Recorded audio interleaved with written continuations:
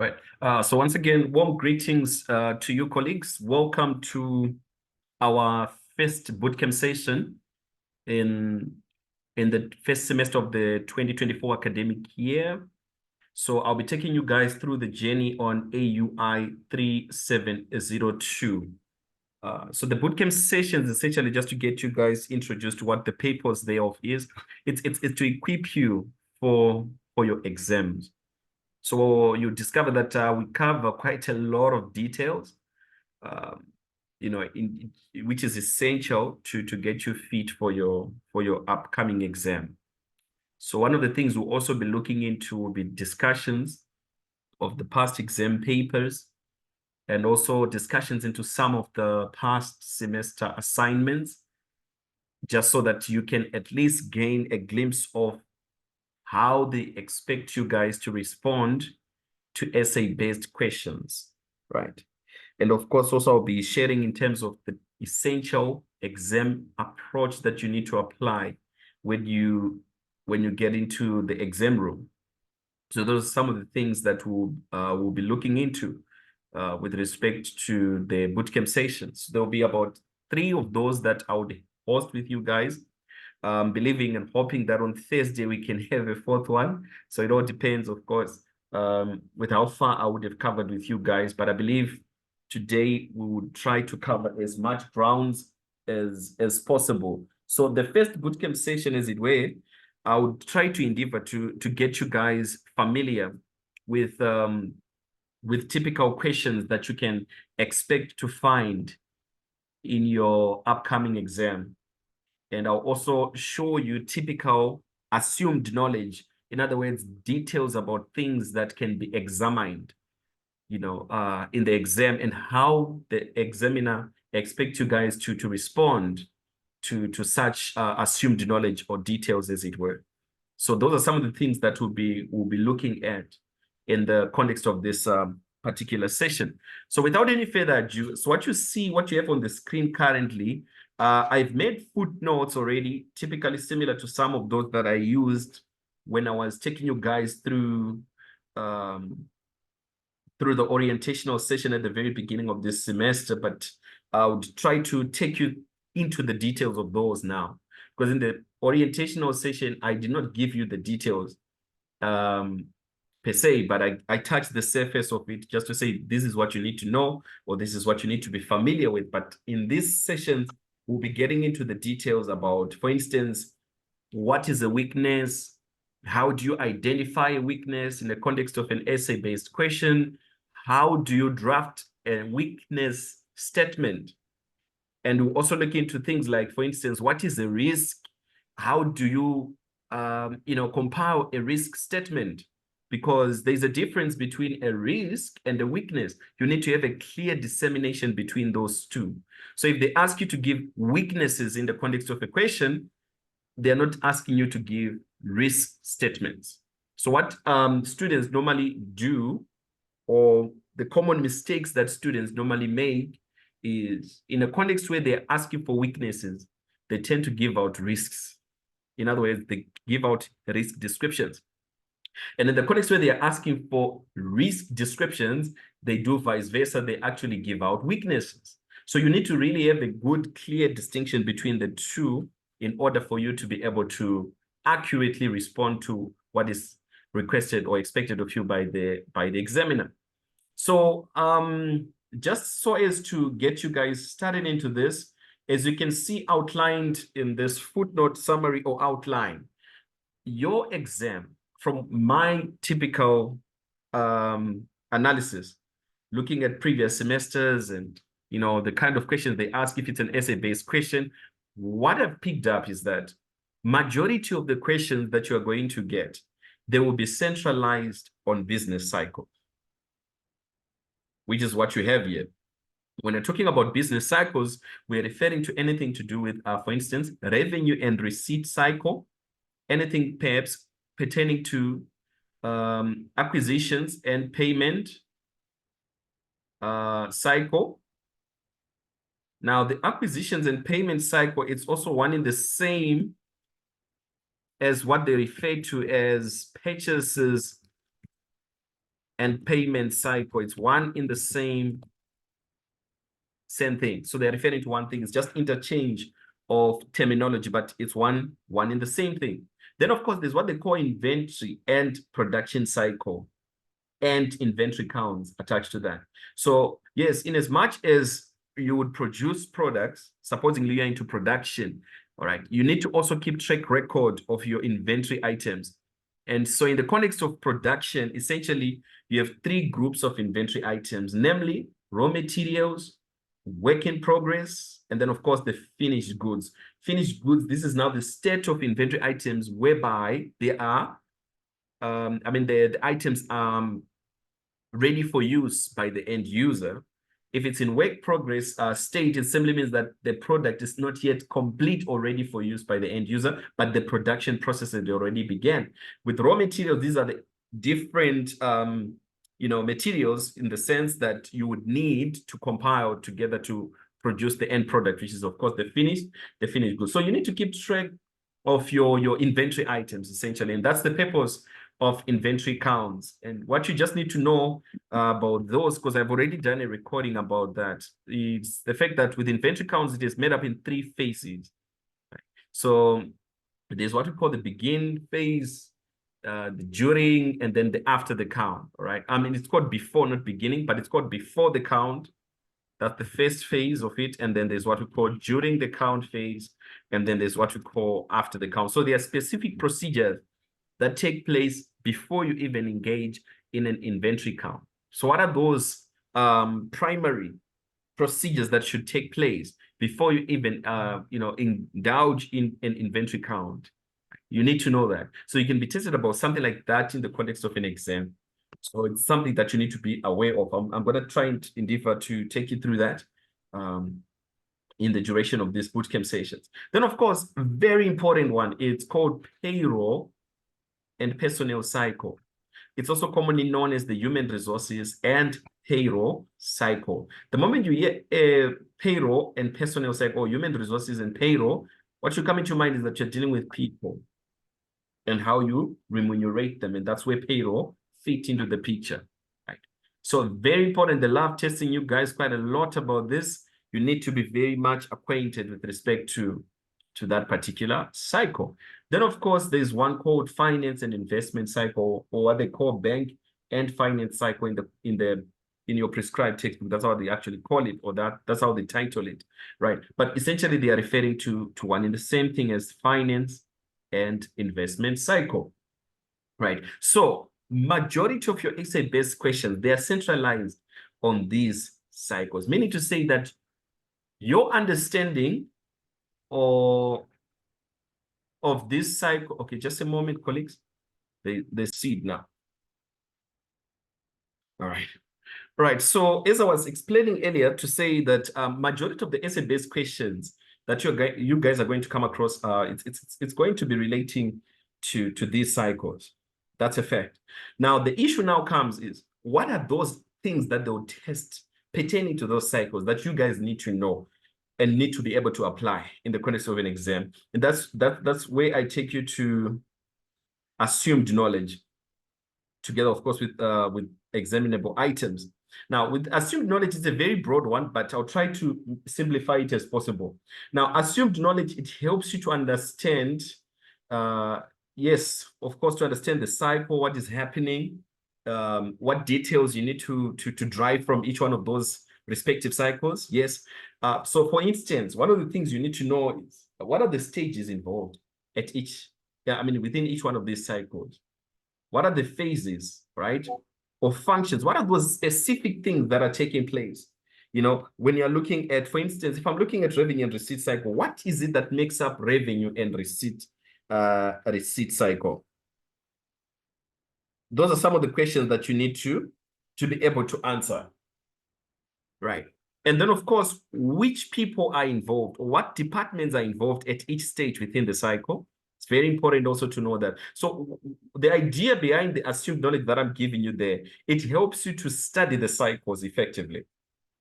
Or rather, it also helps you to be able to unveil the important details that you need to know there, so that you don't just find yourself, reading stuff, but at the end of the day, you're not being able to apply it. So you need to be able to, yes, understand what is going on, but at the same time, be able to apply it in a real life scenario, because what they'll bring in the case study, I mean, the exam, it will be a real life scenario. In other words, a real life problem. And what you need to do is to be able to solve it by addressing what the examiner is requesting of you, right? And then, of course, understand the process activities. In other words, the disseminable duties, responsibilities of personnel, specific procedures and methodologies that are being carried out by these individuals. Very important. So when you're studying people carrying out certain responsibilities, you need to understand what is it that is expected of those individuals, and are they following the blueprint? You see, very important. And of course, from that, if you know the people that are involved, you might also be able to pick up what form of records or documents they are using. This helps you to understand the main accounting system. You know, how do the functions performed by this individual affect the main accounting system? It's very, very, very important to have that clear understanding. Then, of course, so this thing that I'm showing you here, it helps you to understand the cycles better. Okay. Then I'm just going to add slightly here. So as I've already mentioned in point number one, to say you need to know the functions, stages, phases, and the objectives, right? You also need to know the purpose of each cycle. The purpose or the primary objective for each cycle. I'm going to illustrate with one of the cycles that I've already done the summary for primary objectives at each stage within the cycle. Very important, because that way then you know whether or not that objective is being achieved by looking at what is taking place in the case study scenario that have been supplied with, right? Now, and then from there, we go to the real issue now, which the examiner would look for. Number one, the examiner would ask you to identify weaknesses. Meaning to say, you should be in a position to know how to document weakness statements, which is one of the things I'm going to try and explain today in a greater detail and apply also in a practical question. Then, of course, when you are requested to identify a weakness, a follow-up question to that usually is for you to give an appropriate recommendation. The moment they ask you to give an appropriate recommendation, what that implies, you need to then recommend what we call it's an internal control measure, which management may or should put in place to mitigate or perhaps to eliminate the identified weakness. But now, under normal circumstances, you know, with weaknesses, you may not completely eliminate them, but you can mitigate them. So in other words, you can control or manage them, essentially. Why? Because there's always going to be an inherent risk involved in whatever process you might be carrying out in the business, you know. So it's one of those important things to take note of. So recommendations, these are internal control measures. And the moment you're talking about internal control measures, you need to understand what it means. Internal controls come in different forms. It comes in form of policies, drafted procedures from management, which employees have to follow in performing different functions within the organization. Now, not only in form of policies do we find internal controls, but we also find internal controls even as a form of a code of conduct that they put in place. We also find internal controls in a computerized environment whereby there's a system that they are using and they are programmed internal controls within that particular system. And those can be classified in two groups, namely general controls and then, of course, application controls. So those are our internal controls in a computerized environment, but you are heavily tested on that in AUI 3703, not in this particular module. Right. I'm not saying that you will not find a case whereby you are dealing with something that is computerized per se. No, you will definitely come across such, you know, but it's heavily examined or tested on in AUI 3703. But the most important thing you need to take note of from this is the fact that internal controls, these are policies, these are procedures, specific, defined or definite actions which management could implement in order for them to mitigate their weaknesses, and not only that, but also even to mitigate the risk. So Recommendations they do not only address weaknesses, but they also address risks as well. So hence you can find a scenario whereby a question comes and they ask you to identify a weakness, and the follow-up question is to say, give a recommendation. Or it can be a case whereby they ask you to identify a risk, and then the follow-up question thereof is give a recommendation. Now, when they ask you to identify a risk, you also need to know what exactly are they referring to, because a risk and a weakness are not it's not one thing. These are two different things altogether. I'm going to try and show you the difference just after I've explained all of this. So, but essentially the two are not the same. They are two completely different things. One has to happen, and then if it's not addressed, it leads to the other. So what is it that takes place first? It has to be a weakness. If the weakness is not addressed, guess what? It leads to the undesired consequences. That's where risks come in. See, so risks can be then attributed to what could potentially go wrong. It can also be attributed to a threat, you know. So when you're thinking of a threat, you're thinking of something that is affecting the organization from an external point of view. You're thinking about the impact that it may have on the impact that the organization could experience, which is negative for that matter, or a loss of opportunity, etc. and etc. But essentially, think of in this context, you have to think of risks as what could potentially go wrong. See, if we don't address this current status of doing things, which is not really efficient or perhaps effective, what is the danger that we are opening ourselves to? That's a risk. Now, there's no specific formula as to how you define a risk as such, but the most important thing which the examiner seeks or looks for in your answers or in your responses is the fact that you're explaining that particular event that may be undesirable to the organization. That's what they are looking for. However, there is a recommended way by which you can start your statement, whereby you can say there's a risk that, or the risk is, and then you explain that undesired consequence that the organization could experience. See, that's how you can explain a risk. Now, so I'm trying to show you another way they can ask about, you know, weaknesses or risks.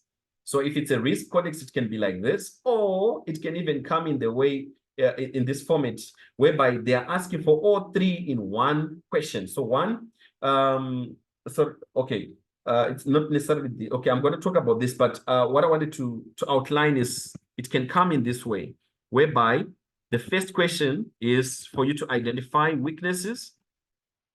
The second question is for you to give the corresponding risks.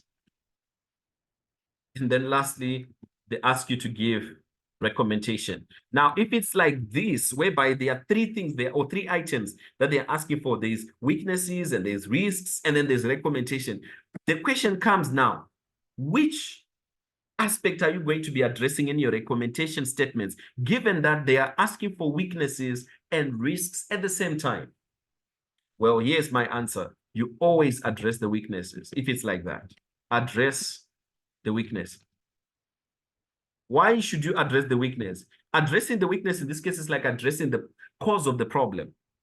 The problem is the risk, but what is causing that problem? It is the weakness. So you address the cause and not necessarily the problem, because the problem can only be solved only if we have addressed the cause that resulted into the problem. See, that's a similar thing that you do when you are drafting your working paper or the audit finding, right? It has got 5 elements where you have got the criteria, the condition, a cause, effect, and then the recommendation. So that recommendation statement that you give in your audit finding, it's not addressing the condition, because the condition, mind you, is just the deviation from the criteria, right? But then for that deviation to have transpired, there should have been a cause behind, a trigger behind it, and that's the cause. So hence, you normally notice that when they give you a cause statement, it would look, or it would literally sound more like a weakness statement than a risk. Because the risk is then what is defined by the effects in the audit finding. Are we together, colleagues?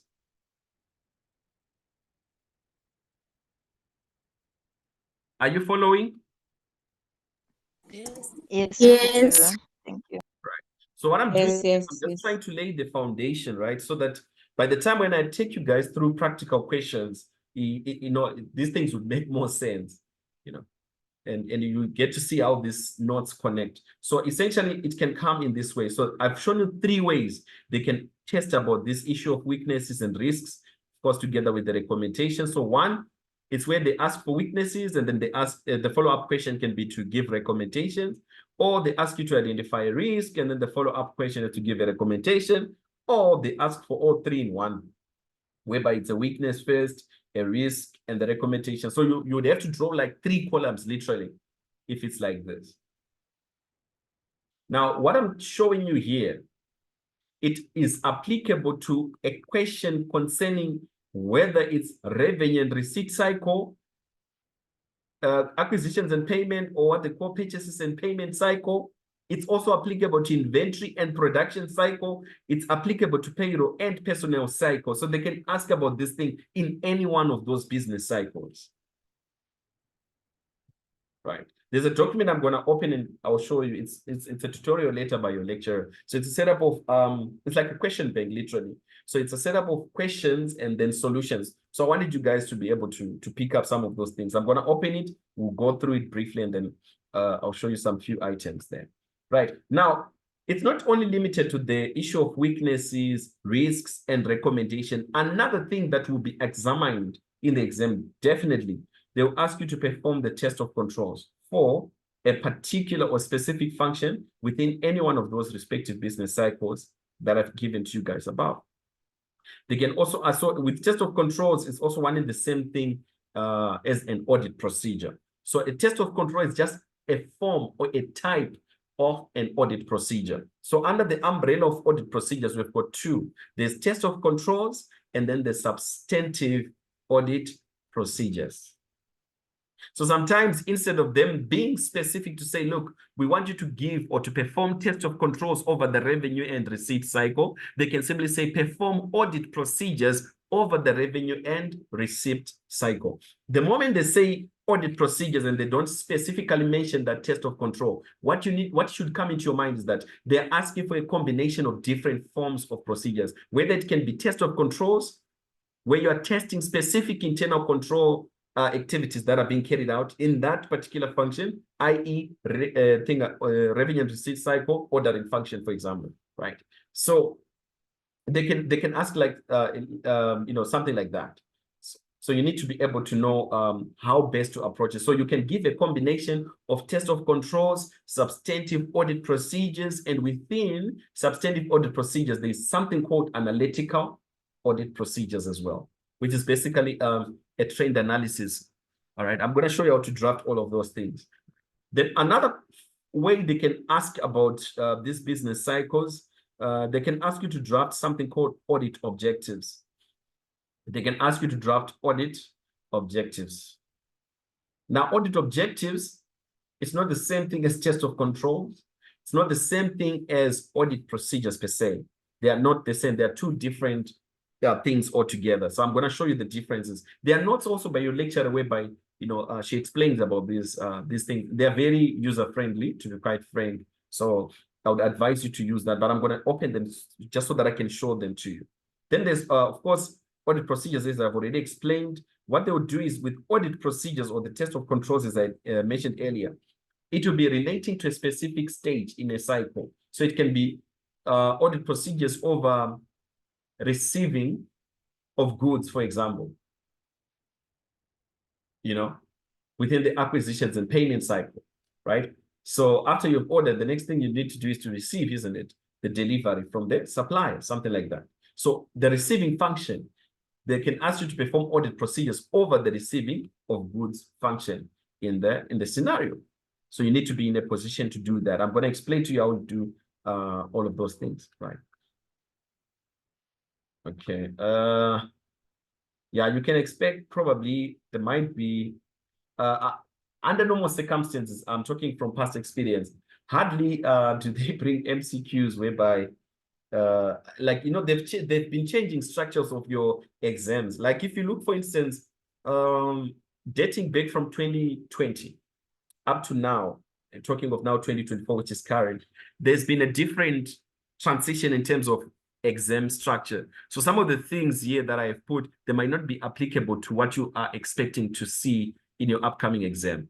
So, but what I know for the fact is that it's an essay-based exam, meaning to say majority of the questions that you're going to find there, they are written or essay-based questions, unless there's any other information that is not been brought to my attention. But as far as I know, as of recent, talking from 2023, 2024, in fact, 2023 rather, they changed the structure of your exam to be essay-based questions normally. But prior to that, there used to be a setup of MCQs, and then they will have, I think, written questions, but there were few, something like that. And there will be matching or true or false type of questions, anything of that nature. But like I've said, if there's anything maybe out of the ordinary that has not been brought to my attention,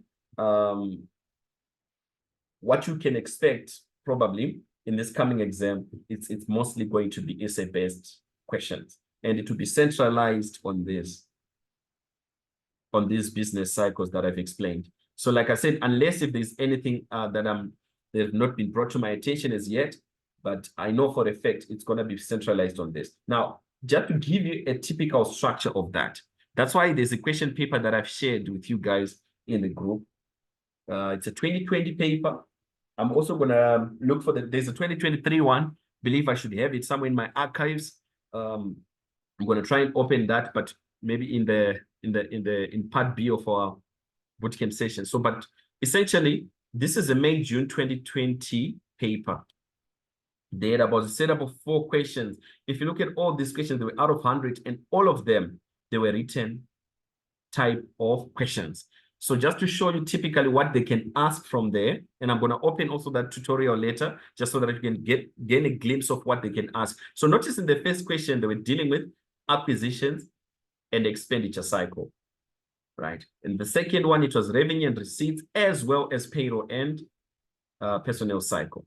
Then acquisitions and expenditure cycle, then inventory cycle, which is typically what I've also outlined to you guys from this. They did not really ask about finance and investment or bank and finance cycle per se, but these were there. If there's anyone with the 2023 paper that can also definitely help, I'm just going to try and bring that out and share that with you guys. I'm going to share that with you now in the group.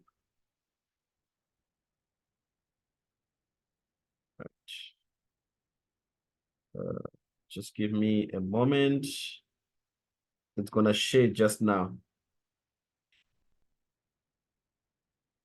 Just confirm if you've received it in the group, ne?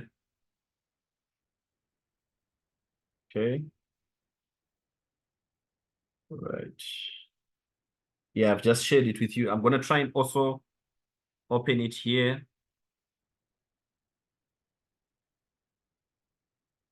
You got it? So this one is the most recent. So I want to compare and contrast between the two so that you can tell me if there's any typical difference really. But one thing for sure, not much. So look at this. This is the recent one, which was written last semester. What are they asking for? And in fact, what cycles were they testing? Okay, if you look at all the 3 questions that they have, they are all centralized on the cycles. Notice inventory cycle is the first question, revenue and receipt cycle, payroll cycle. Okay, cool, no problem. But what I want you to look at is what they were asking for in those respective questions. Number 1, audit objectives. Number 2, weaknesses and recommendations. And then what else? Audit finding, which is typically the things I was showing you here. To say these are examinable items, where it can be a question whereby it's a setup of what? Weaknesses and recommendation. So this is what they were testing for. But like I said, this can be applicable to any one of those business cycles. So this is the setup of a question that they brought in question 1, whereby it's weaknesses and recommendation. They also asked about audit objectives, and I did point it out about audit objectives, I think somewhere here. Where is it? Yeah, right there. Audit objectives. So I have to show you guys how to draft these things. right? So that's what I would be doing in video B, so that you are fully acquainted as far as these things are concerned, right? But essentially, those are the things they ask for. And then of course, audit risk. So audit risk, that's literally just you identifying a risk, right? And then of course, audit engagement procedures. Like I mentioned, these are audit procedures, essentially. So if we go to the specific questions, ideally, when you get into the exam, the approach is to start by looking at the required section. That should always be your point of departure. So essentially, that's your starting point. Don't go into the scenario without reading the required. Why? Because you'll be wasting your time. Because you will not know which one is the important information there. Because it's not everything given in the scenario which would be useful to address the required. So what do? I'll always, if I was you, I would start from here. Compile with reference to the purchase system for audit engagement objectives. So what I'm looking for now, and by the way, the audit objectives that they're asking you to look for, they have to do with the purchase system. Purchase system. So I have to then go through the entire system description to understand what is happening through their purchasing activity or function. But remember, the overall scenario, the overall cycle, it is inventory and production. So there is a purchasing side of it. What is the purchasing side of it? When you're procuring for raw materials, right? So that first stage, it is pretty much more or less like purchases and payment cycle. Why? Because you have to procure the raw materials that you then use for production purposes. So the first two stages in inventory and production cycle, they are essentially stages you also find in a normal, typical purchases and payment cycle. So hence they are talking about purchase system there. And then 1.2, with reference to the case study, identify internal control weaknesses, identify potential effect. By the way, this is a risk. And then of course, recommendation. So, okay, so meaning to say the recommendation you are giving, it's not addressing the potential effect. No, it has to address the weakness. That's where the issue is. So we're going to go through this question, by the way, just so that you can see what is going on there, right? So guys, that was just so that I can give you some light with regards to the examinable items. In video B, we get into the details about these things like audit objectives,